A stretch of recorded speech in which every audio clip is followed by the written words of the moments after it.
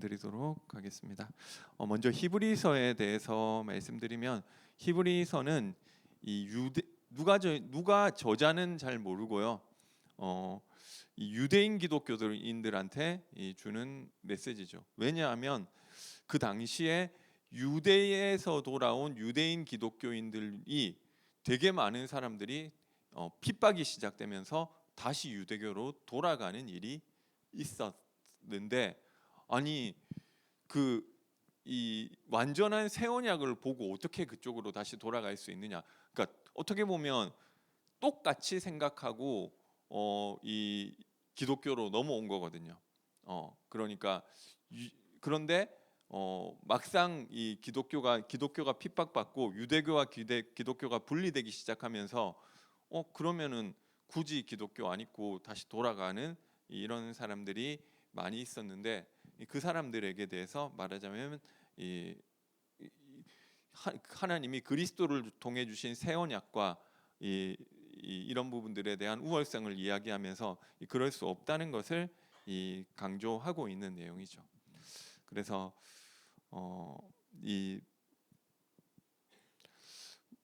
유대인들이 하나님의 의를 알지 못해서 로마서 말씀해 보니까 하나님께 열심히 있었지만 결국 하나님을 대적하는 일들이 있었는데, 그게 옛날 유대인들이 그랬다가 아니라 지금 교회 다니는 사람에게도 사실은 많이 일어나는 것이죠.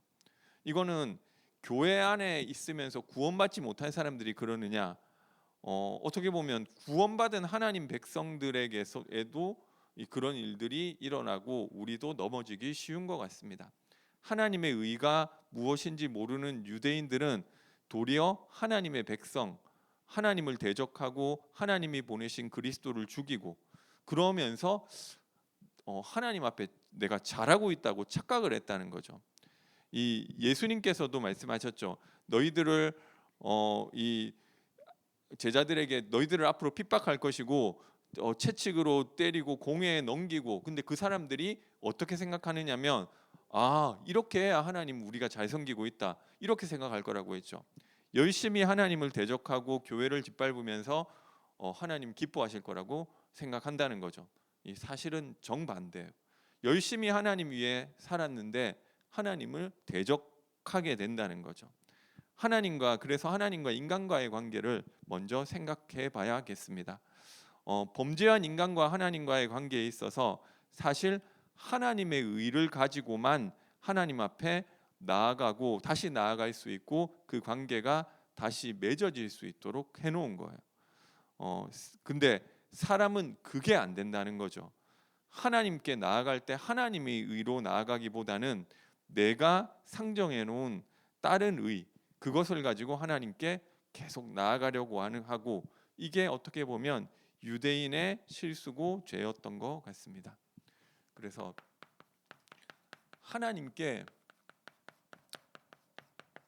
나가는 방법에 있어서 이게 한마디로 나의 의나 나의 열심, 어떻게 보면 내가 기준돼서 이것을 가지고 하나님께 나아간다는 거죠.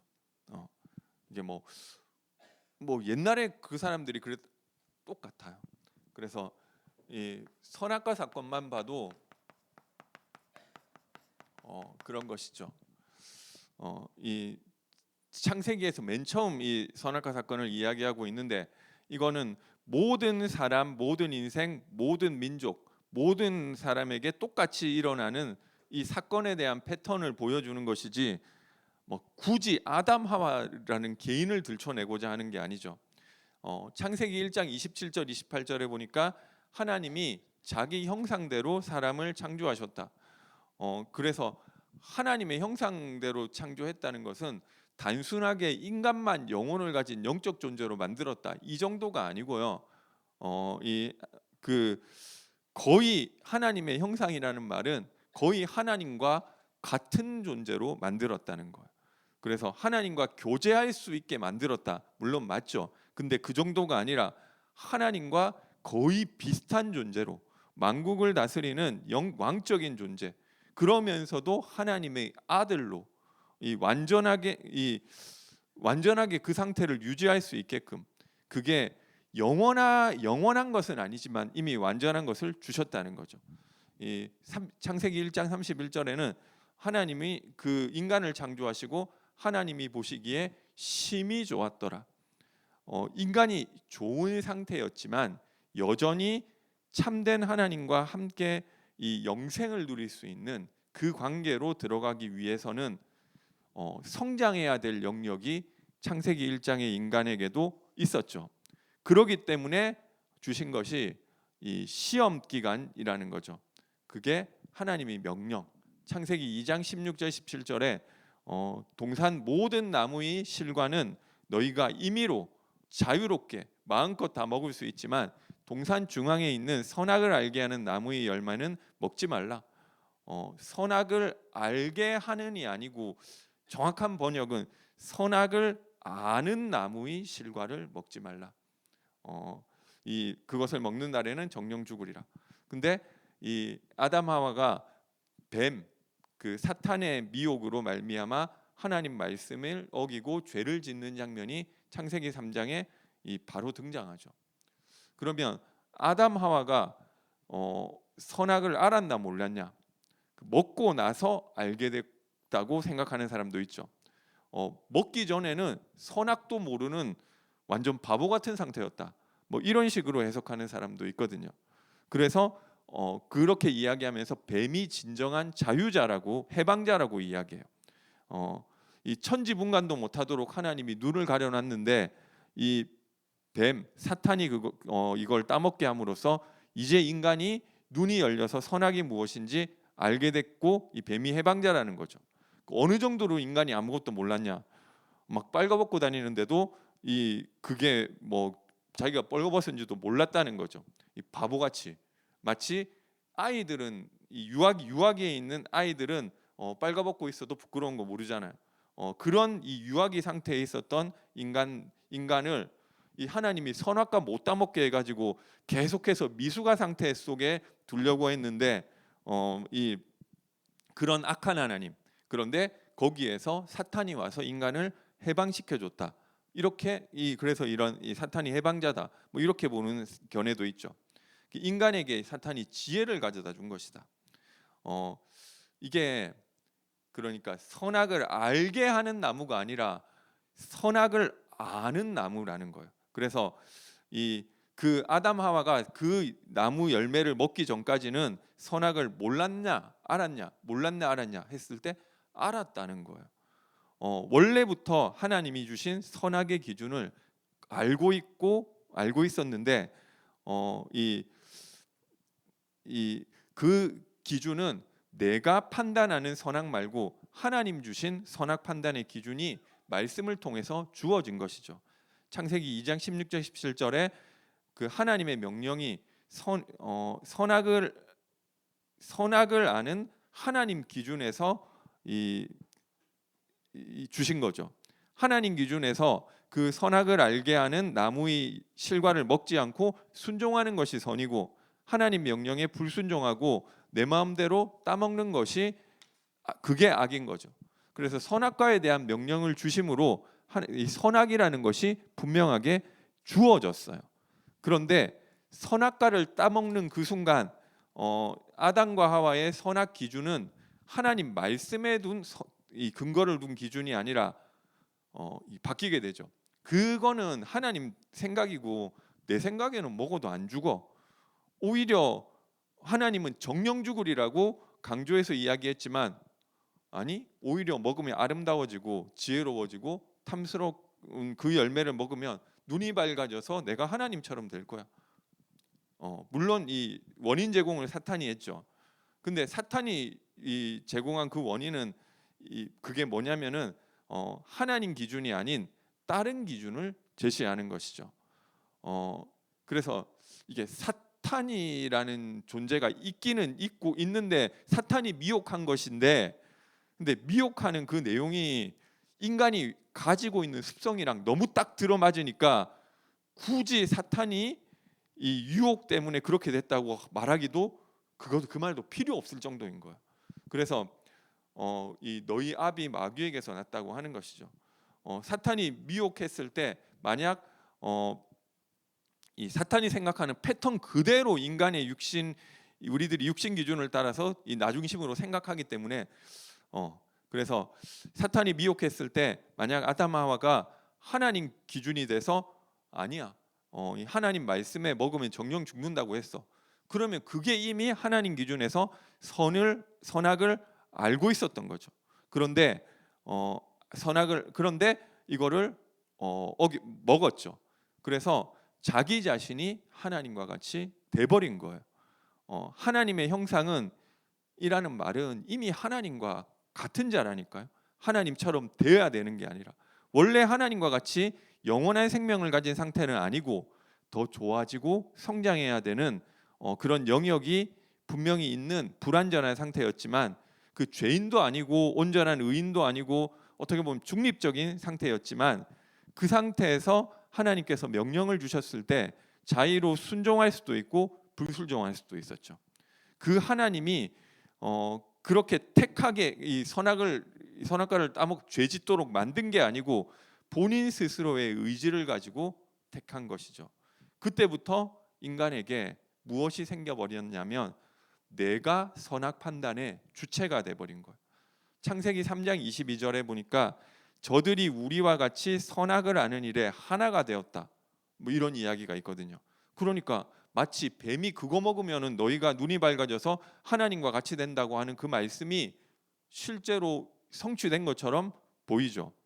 그래서 그 말은 그런데 하나님과 같이 선악을 분별하는 것을 이제 판단하는 자가 됐다는 것이 하나님과 같이 됐다는 말이 아니고요. 하나님 아닌 자가 하나님 위치에 올라갔다고 봐야 되는 거죠.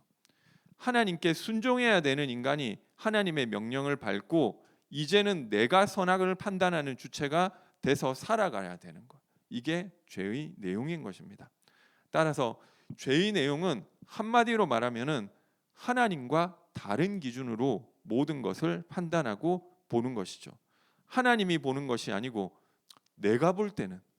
그래서 범죄 후에 아담과 하와의 모습을 보면 범죄하고 나서도 뭘 하느냐면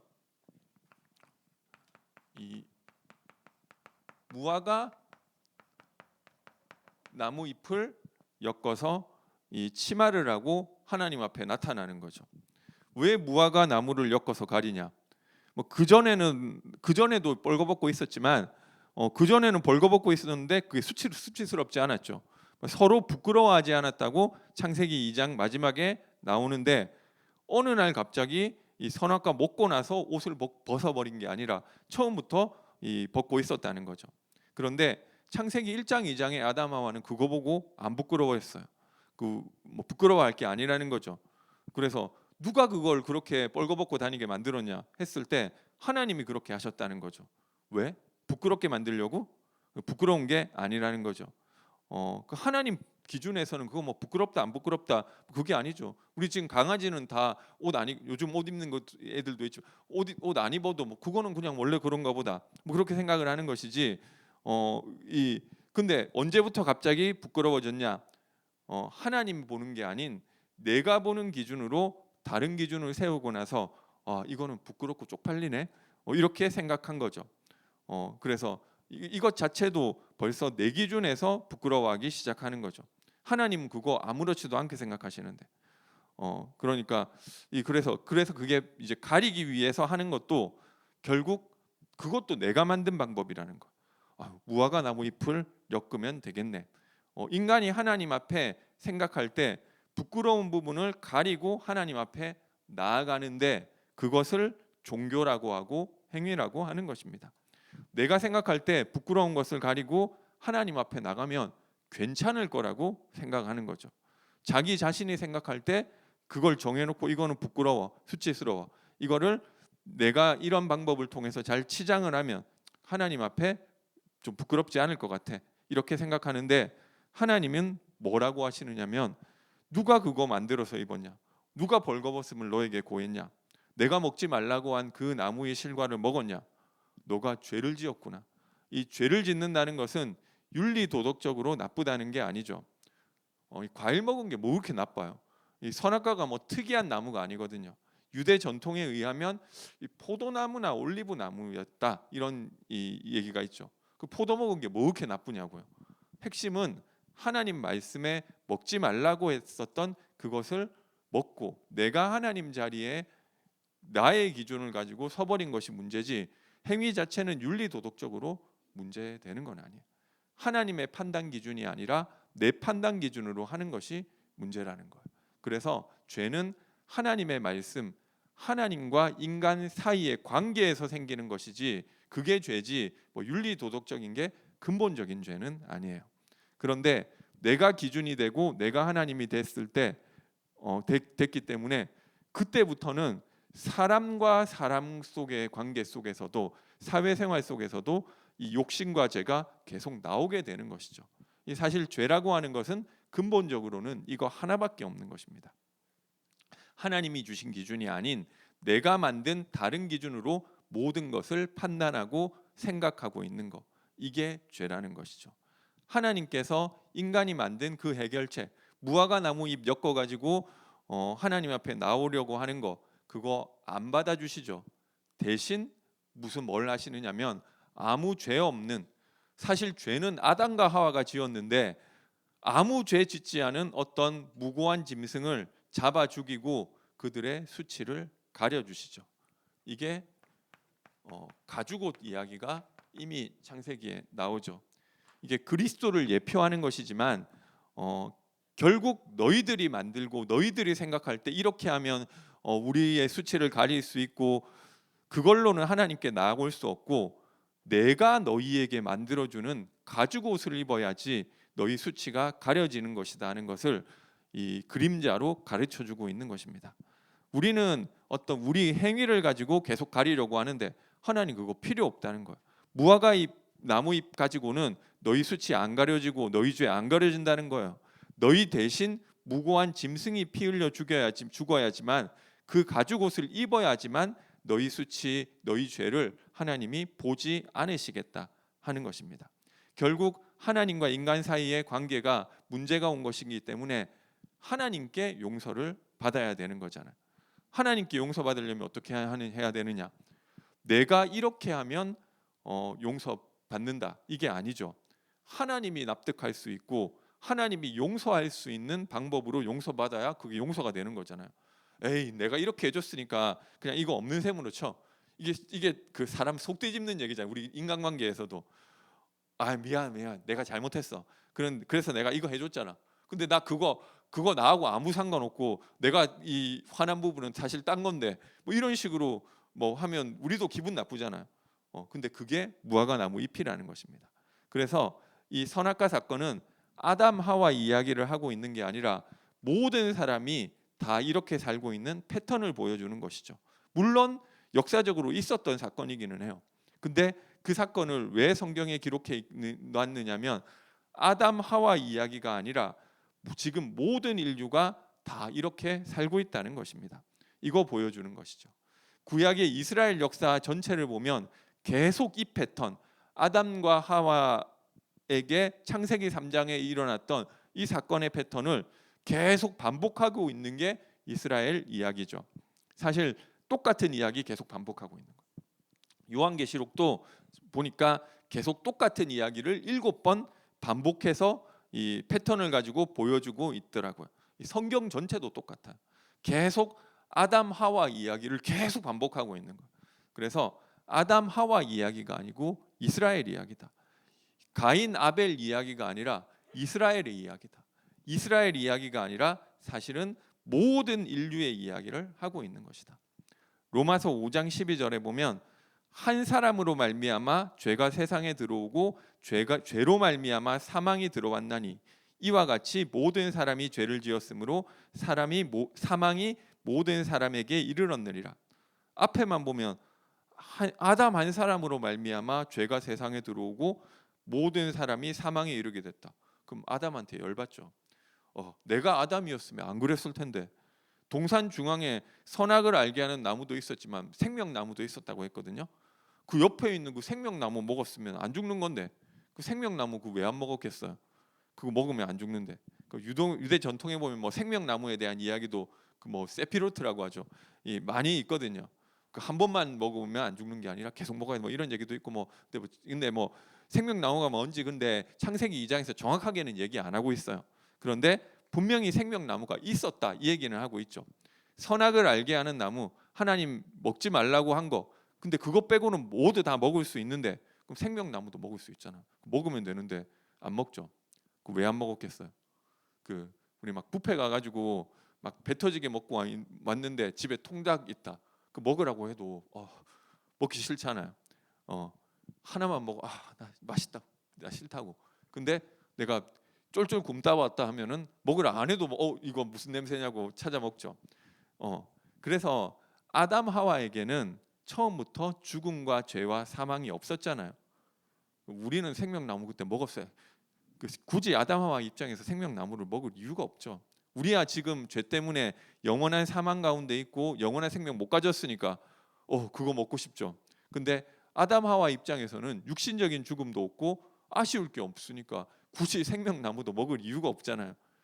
그거는 생명나무 먹어봤자 나한테 별 도움 안 되고 그거 말고 내가 생각할 때 진짜 나에게 뭔가를 주는 것은 하나님이 먹지 말라고 그걸 먹어야지 되는 거고 먹으라고 한 건 이미 내가 다 정복했고 나에게 주어진 거. 굳이 뭐 이미 다 정복했는데 생명나무 먹을 이유가 없죠. 그래서 이 하나님이 먹지 말라고 한 저거를 먹어야지 내가 행복하지. 뭐 이런 습성이 뭐 이 우리도 다 똑같죠. 그래서 뭐 우리 한국 사람들은 뭐 힘들다 하는데 사실은 힘들다 하면 안 돼요. 추운데 오늘도 이제 뜨거운 물 틀면 온수가 어디서든지 나오잖아. 이런 나라가 세상에 뭐 많이 없다니까요. 그 육신적인 복으로 치면은 아무 아쉬울 게 없어야 되는데 그럼에도 불구하고 우리는 늘 상대적인 빈곤감에 시달리죠. 막 일자리 없다고 하는데 근데 제가 보니까 중소기업 뭐 가보고 또 뭐 건설 현장 가보면 일할 사람이 없대요. 그래서 우리나라 일할 사람 없어가지고 해외 노동자 들여와야 된다고 하죠. 거의 다 막 중국이나 동남아에서 뭐 하고 있는데 그 왜 그러냐? 한국 사람들은 일 안 해가지고 일당 막 적게는 뭐 10만 원, 뭐 기술 있으면 20만 원도 주고 30만 원도 주는데 안 하죠. 그러니까 좀 이상하죠. 그러면서 어떻게 생각하느냐면 저기 대기업 취업해서 내가 저런 자리 가야 행복할 거라고 하는데 가면 또 그게 끝이 아니에요. 거기 가면 또 더 위에 있는 사람 보이고 더 위에 있는 사람 보이고 제일 꼭대기 있는 사람 행복하냐? 아니죠. 그러니까 더 가지려고 막 이 밑에 사람 다 밟아 죽이고 또 어떻게든 또 세금 한 푼이라도 안 내려고 뭐 이렇게 막 그렇게 하는 거죠.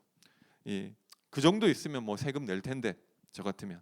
근데 그건 내도 잘 먹고 잘 사는데 근데 위에 올라가서 이제 가면 이 참된 만족 모르는 사람들은 결국 아담처럼 다 줘놔도 그래도 더 위로 하나님 짓밟고 내가 하나님 위로 올라가 굳이 그거 하나를 선악을 알기 그거 말고 다 된다는데 굳이 그거를 해야 그게 안 되면은 행복하지 않은 거죠. 아니 내가 하나님이 돼야지 왜 나한테 이 제한을 걸어놔?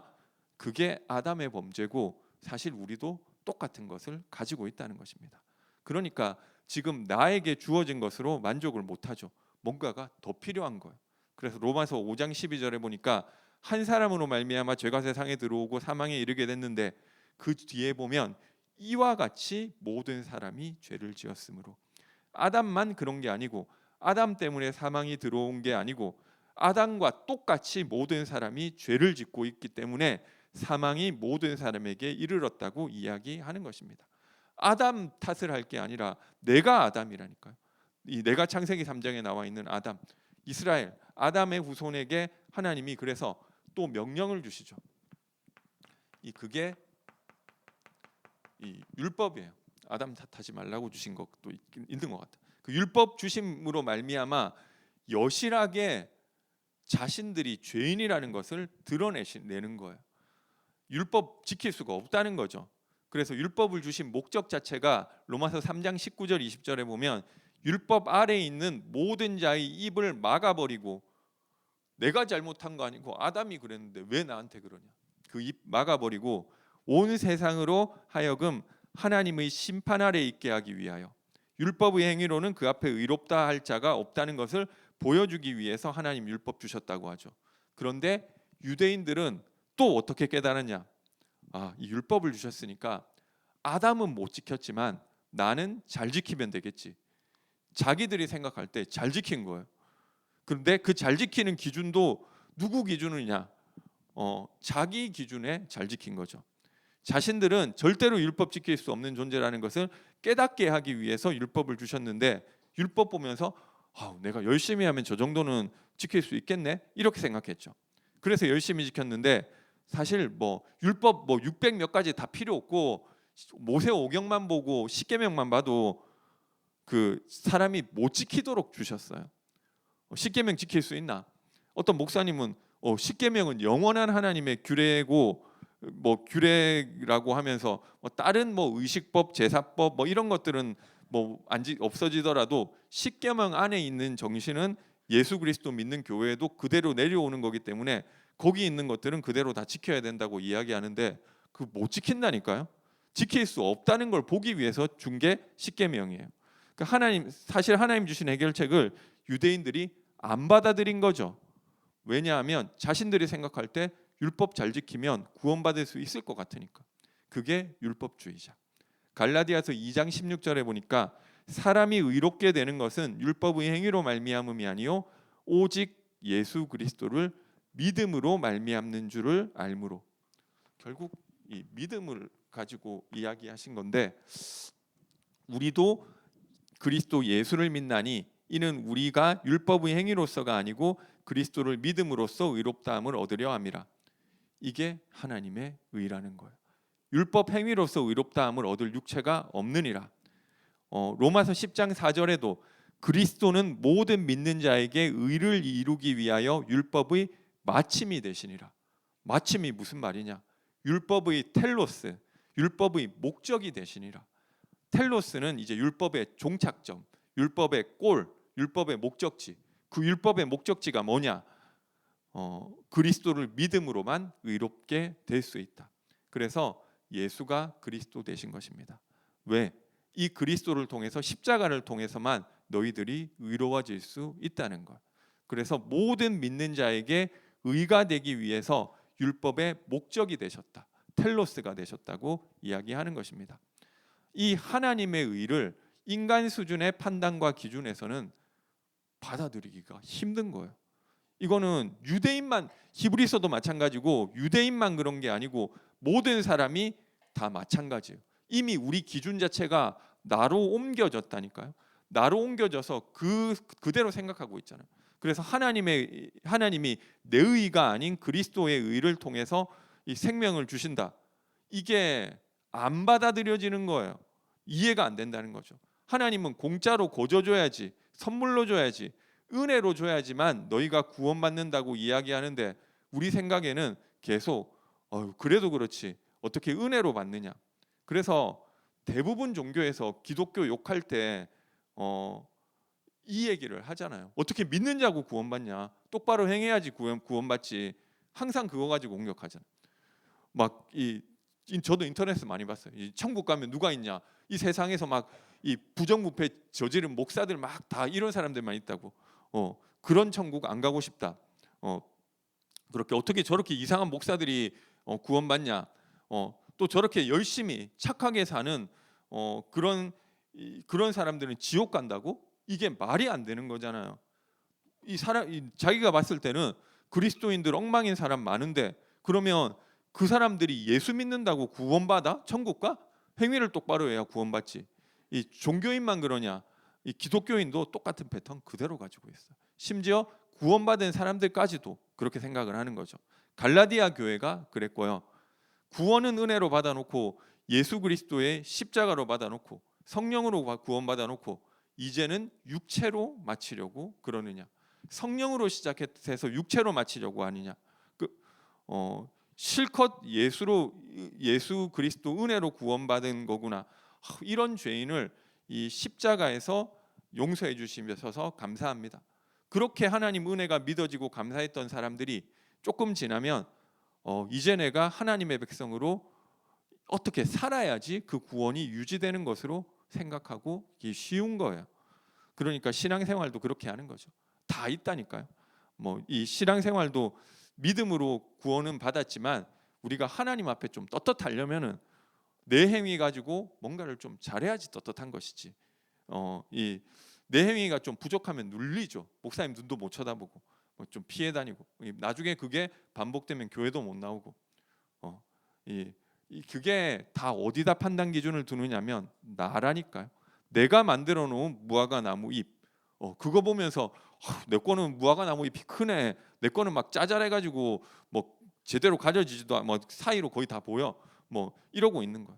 하나님 앞에 내가 한 주 동안 좀 은혜 속에서 기도하고 진짜 잘 살았다. 그럼 교회 나올 때도 발걸음이 가볍죠. 거기다가 헌금까지 좀 준비했다. 그러면은 힘 들어가죠. 뿌듯하죠. 근데 이번 한 주는 완전 막 깽판치고 뭐 돈도 막 술 마시는데 다 써버리고 그래가지고 헌금 낼 돈도 없고 뭐 그러면은 힘들죠. 근데 이게 다 전부 그거 가지고 내가 전도했다고 왜 교회에 목에 힘 넣고 들어오느냐고요. 그게 다 하나님을 대적하는 짓인 것입니다. 구원받았는데도 그 대적하는 짓을 계속 할 수 있냐? 할 수 있고 말고. 우리 그게 너무 쉬워요. 거기 익숙해지고 길들여진 것입니다. 그래서 성경은 처음부터 너희 의가 아니고 하나님의 의로만 하나님과 관계가 회복될 수 있다고 이야기해 주는 것이죠.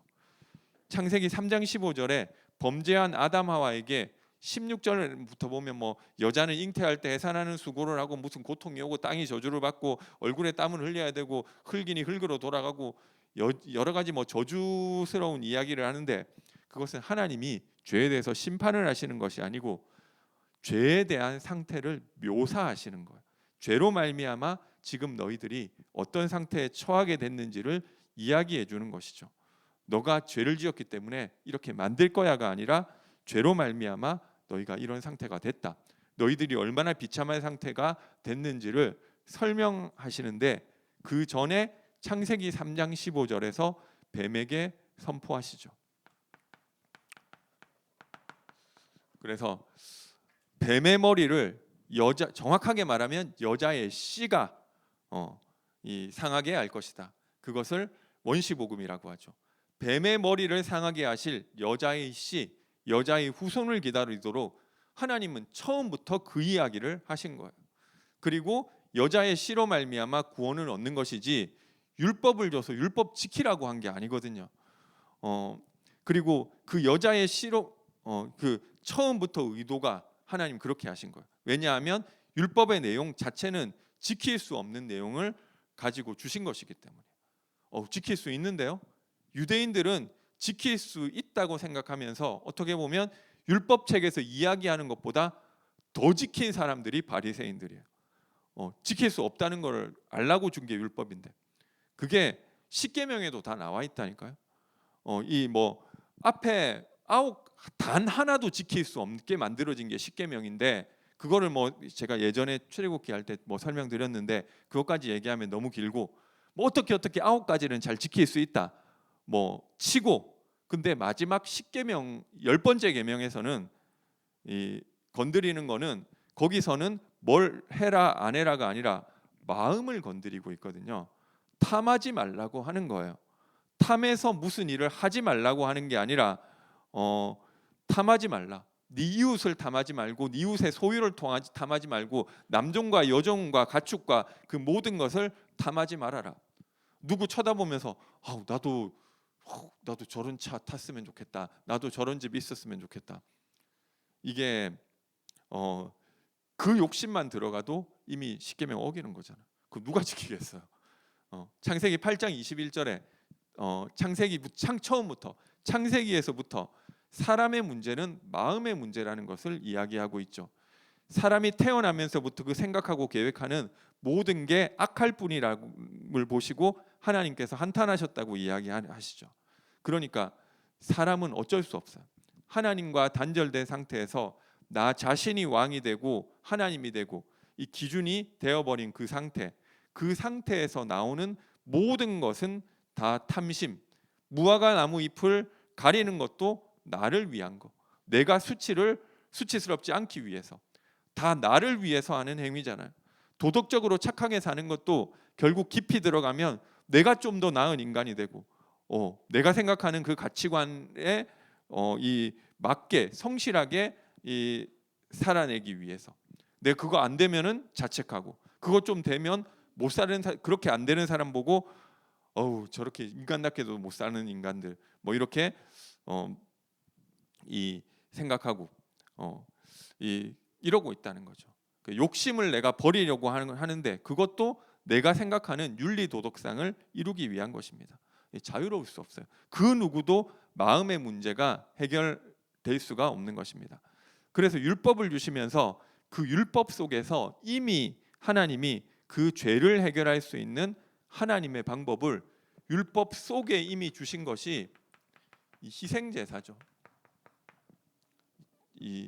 너가 죽어야 되는데 너의 죄를 전가시켜 버리죠. 그래서 그 제물이 대신해서 피 흘리고 죽음으로 하나님이 그 죄를 없다 해주시는 거예요. 처음부터 하나님이 은혜로 주셨기 때문에 지킬 수 있는 것이 율법 있는 것인데, 율법주의는 그 희생제사마저도 인간이 다 오해를 해요. 어떻게 생각했느냐면 이 행위를 잘하면 하나님이 죄를 용서할 수밖에 없어. 왜냐하면 그렇게 하면 하나님이 용서해 준다고 했으니까.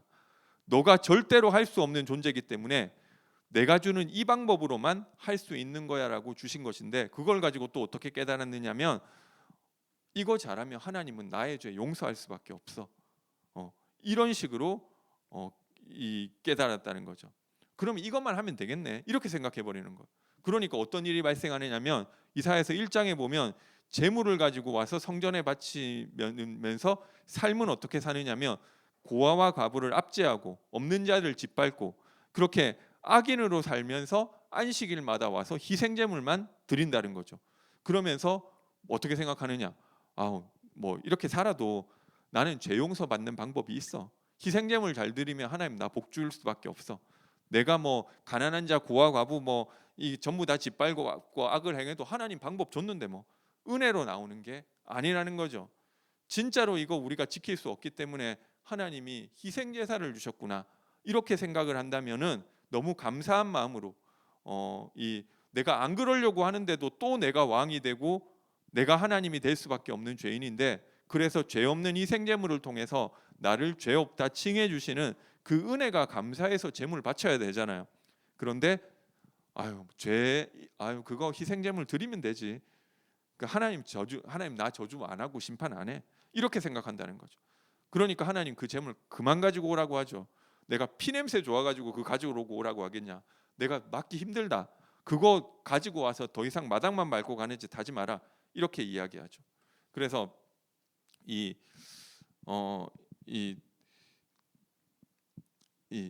그래서 이 역사적으로 보면 이 성전 중심의 이 유대인이 있었고 이 말씀 중심의 유대인이 있었는데, 이 성전 중심의 유대인이 말하자면 사두개인이나 사마리아에 있던 사람들이나 이방인 중에 유대교가 좋아서 들어온 사람 중심으로 이 대제사장 가문 전부 다 이 세상 물욕에 빠져 있었던 사람들이 성전 중심이었다는 거죠. 성전에 와서 피제사만 드리면 하나님 다 용서해줘. 세상에서 온갖 욕심 부리고 근데 피제사 드렸어, 하나님 용서해줘야지, 이렇게 사는 사람들이라는 거죠. 그것을 허무는 메시지가 선지서잖아요. 나는 희생을 원하지 희생제사에 기름진 거 그거 아무 필요 없다. 율법 주시고 율법 지킬 수 없다는 것을 주시고 그 안에서 해결할 수 있는 길을 하나님이 은혜로 주셨는데, 그 은혜마저도 어떻게 생각하느냐? 저거 정도는 내가 할 수 있겠네. 내 양 한 마리 마련하면 되지. 이렇게 생각한다는 거죠. 그게 성전주의자들이 가졌던 생각.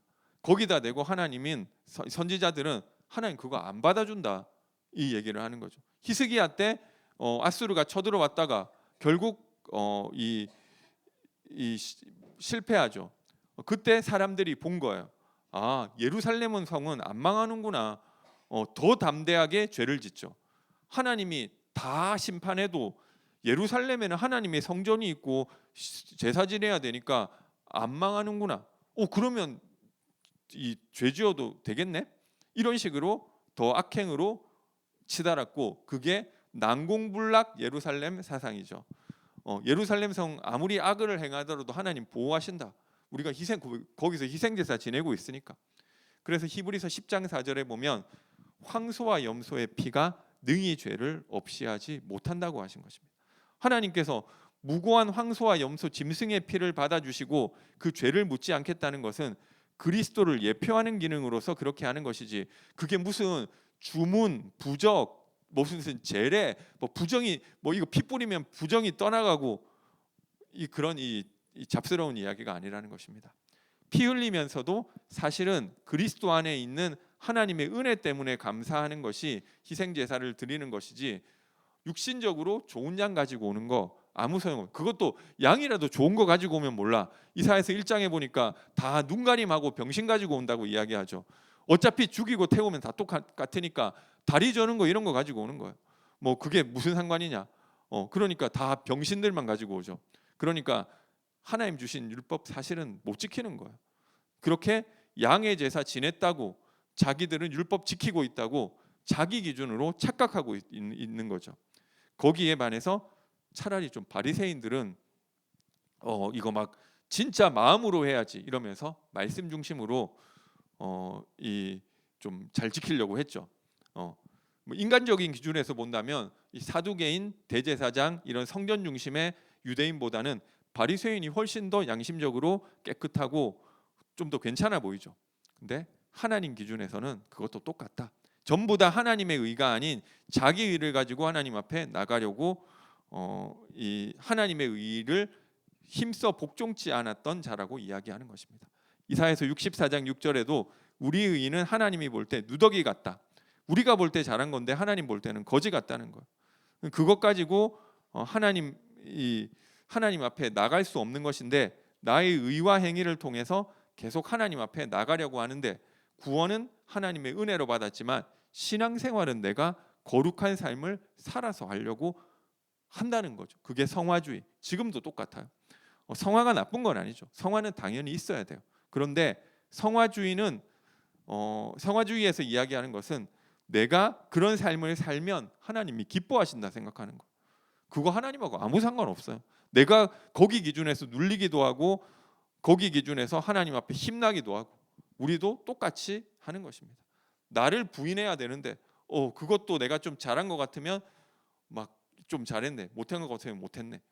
나를 부인하는 것도 사실 내가 하는 것이 아니고 그리스도가 나로 하여금 나를 부인하게 하고 나로 하여금 자기 십자가를 지게 하고 그리스도가 해놓고 그런 후에 너가 나를 따랐구나 이렇게 해주는 것이지, 예수님이 우리 대신 다 한다는 거죠. 그리고 우리는 그 예수님의 의로만 하나님께 나아갈 수 있다고 이야기하는 것입니다. 그래서 하나님 앞에 나아갈 수 있는 유일한 의는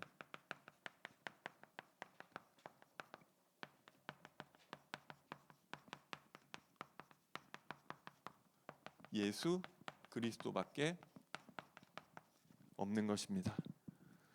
그거밖에 없어요. 사도행전 4장 12절, 다른 이름으로 구원받을 수 없나니 천하 사람 중에 구원받을 만한 다른 이름을 우리에게 주신 적이 없다. 요한복음 14장 6절, 내가 곧 길이요 진리요 생명이니 나로 말미암지 않고는 아버지께로 올 자가 없다. 그리스도를 믿음으로 말미암는 의로만 살게 해놓은 것입니다. 내 의가 아니죠. 구원받는 것도 그걸로 받았지만 구원받은 자가 하나님의 백성으로 하루하루를 살아가는 것도 하나님과 관계가 있으려면 그 그리스도의 의로만 할 수 있다는 것입니다. 그래서 우리 의가 아니라 하나님은 그리스도의 의가 있는지 없는지만 보시는 것입니다. 우리는 그 안에서 연합되면 되는 것. 마가복음 10장 45절, 내가 죽어야 되는데 예수님께서 대속물로 주기 위해서 오셨다고 하시죠. 예수 그리스도가 우리를 대속해야 되는 것이지 내 모습 가지고 하나님께 나갈 수 없다는 거죠. 고린도후서 5장 21절에도 그리스도가 나를 대신해서 죄가 되셨다. 왜냐하면 우리가 하나님 앞에 의가 되게 하기 위해서, 내가 하나님 앞에 의로울 수 있는 길은 예수님이 내 죄를 대속하시고 예수님이 내 죄가 되셔서 내가 받아야 될 모든 심판을 다 죽으시고 나 대신 죽어야지만 내가 하나님 앞에 의가 될 수 있는 것입니다. 그 그리스도가 행하신 십자가에 내가 연합되어야지만 내가 하나님 앞에 의를 가지고 나가는 것이지, 그거 아니고는 하나님 앞에 나갈 수 있는 게 없어요. 그래서 그런데 우리는 계속 내 행위를 가지고 내가 뭐 행한 걸 가지고 하나님 앞에 나갈 수 있다고 생각하죠. 베드로전서 1장 18절 21절 너희가 알거니와 너희 조상이 물려준 헛된 행실에서 대속함을 받은 것은 음이나 금같이 없어질 것으로 된 것이 아니요 은이나 금같이 없어질 것으로 된 거다. 사도행전 3장에도 은과 금은 내게 없고 베드로가 계속 은금 얘기를 하죠.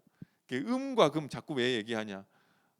은금이라는 것은 예루살렘 성전을 상징하는 것이거든요. 보배로운 산, 예루살렘 성전을 생각할 때 은, 금, 보배로운 거. 예루살렘 성전은 사실 껍데기죠. 예루살렘 성전은 실제 참된 성전이 아니고요. 참된 성전은 예수 그리스도가 참된 성전이죠. 이 성전이라는 것은 하나님 만나는 장소인데 예루살렘 성전에서 하나님 못 만나잖아요. 그래서 율법을 행함으로 염소 희생제사 송아지 피 흘림 뭐 이러면 하나님 만날 수 있겠지. 그 아무 의미 없다는 게 히브리서에서 말하고 있는 것이잖아요. 실체는 예루살렘 성전이 아니라 예수 그리스도 그 피로만 하나님 앞에 나갈 수 있는 것이죠. 은금이라고 하는 것은 이 예루살렘과 성전과 거기서 드리는 희생제사, 피, 율법, 제도, 제사 이게 다 은금이고요. 그것으로 된 것이 아니고 너희가 율법 잘 지키고 행위 잘해서 대속함이 주어진 게 아니고 너희가 알거니와 너희 조상이 물려진 헛된 행실에서 대속함을 받은 것은 은이나 금같이 없어질 것으로 된 것이 아니고 오직 흠 없는 없고 점 없는 어린 양 같은 그리스도의 보배로운 피로 된 것이라. 이것을 언제 20절에 그는 창세 전부터 미리 알리신 바이나 이 말세에 너희를 위하여 나타내신 바 되었으니 너희는 그를 죽은 자 가운데서 살리시고 영광을 주신 하나님을 그리스도로 말미암아 믿는 자니 너희 믿음과 소망이 하나님께 있게 하셨느니라. 그리스도를 통해서 대속함을 얻은 거라고 얘기하면서 그는 창세 전부터 미리 알리신 바 된 자다. 그런데 이 말세에 너희를 위해서 나타내신 바 됐다. 무슨 말이냐면 창세 전부터 하나님은 계획해 놓으셨다는 거야. 에베소서 1장 3절 7절에도 그 이야기를 하고 있죠. 결국에 그리스도를 믿는 믿음으로 이 의로만 하나님 앞에 나아갈 수 있다고 하는 것은 이 이야기를 누구만 받아들일 수 있느냐면 창세전에 하나님께서 예정해 놓으신 그 사람만 받아들일 수 있는 거예요. 하나님께서 은혜로 그것을 성령으로 보여주시지 않으면 그 누구도 깨달을 수도 없고 받아들일 수도 없고 그래서 이 창세 전에 그리스도 안에서 우리를 택하사 우리로 사랑 안에서 그 앞에 거룩하고 흠이 없게 하시려고 하나님의 기쁘신 뜻대로 우리를 예정하사 그리스도로 예수로 말미암아 자기 아들들이 되게 하셨다. 창세 전부터 하나님이 우리를 하나님이 아들들이 되게 하려고 미리 예정해 놓으셨고 그 하나님의 아들들이 되게 하는 방법, 하나님의 기준 그것은 예수 그리스도로 말미암아 하나님의 아들들이 되게 하도록 예정해 놓으셨다는 것입니다. 그것을 말세의 십자가로 나타내셨다. 이는 그가 사랑하는 자 안에서 우리에게 거저 주시는 바 그의 은혜의 영광을 찬송하게 하려는 것이라. 우리는 그리스도 안에서 그의 은혜의 풍성함을 따라 그의 피로 말미암아 속량 곧 죄사함을 받았느니라. 이게 전부 다 창세 전부터 하나님이 백성들, 하나님의 아들들을 만들어내기 위한 하나님의 계획 가운데서 진행돼서 그것을 예정하시고 성취하신 것입니다. 그 사람들만 이 땅을 살아가는 동안 내 의가 아닌 하나님의 의로 하나님의 그것으로 나를 하나님의 아들들이 되게 하셨구나라는 사실이 부딪히고 믿어지는 것입니다. 마지막으로 그 은혜 받은 자의 삶이 있죠. 그러면 그게 믿어질 때 해방을 누리게 되는 거죠.